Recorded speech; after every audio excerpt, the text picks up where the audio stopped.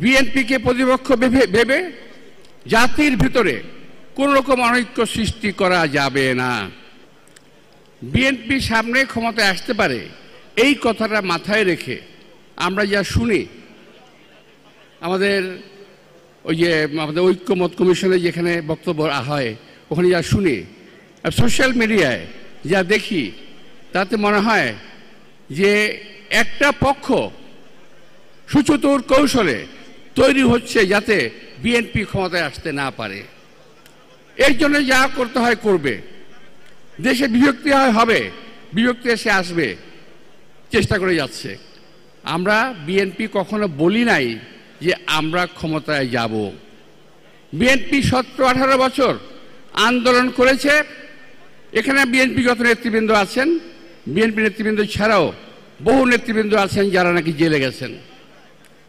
আমি ভুলে গেছি একটা জিনিস, আমি শ্রদ্ধা জানাচ্ছি আমার যে সমস্ত ভাইরা আত্মাহত দিয়েছেন, শ্রদ্ধা জানাচ্ছি আমার যে ভাইরা আমার সামনে এসে ছবি তুলেছেন, আহত ভাইরা, তাদের ত্যাগের বিনিময়ে যে অর্জিত হয়েছে ঐক্য, আমি তাদের কথা স্মরণ করে বলতে চাই যে আজকে বিএনপিকে প্রতিপক্ষ ভাবার কোনো কারণ নাই। আমাদের ক্ষমতায় যেতেই হবে এমন আমরা ভাবি না।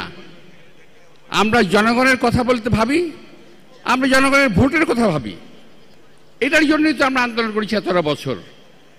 সুতরাং বিএনপিকে প্রতিপক্ষ ভেবে জাতির ভিতরে কোন রকম অনৈক্য সৃষ্টি করা যাবে না। মাঝে মাঝে দেখি এইটা না হলে নির্বাচন হতে দেওয়া হবে না, এইটা না হলে নির্বাচন করতে দেওয়া যাবে না। এই সমস্ত কথাবার্তা হলো অনৈক্যের কথাবার্তা। বিএনপিকে সামনে রেখে অনৈক্যের কথাবার্তা বলা হচ্ছে।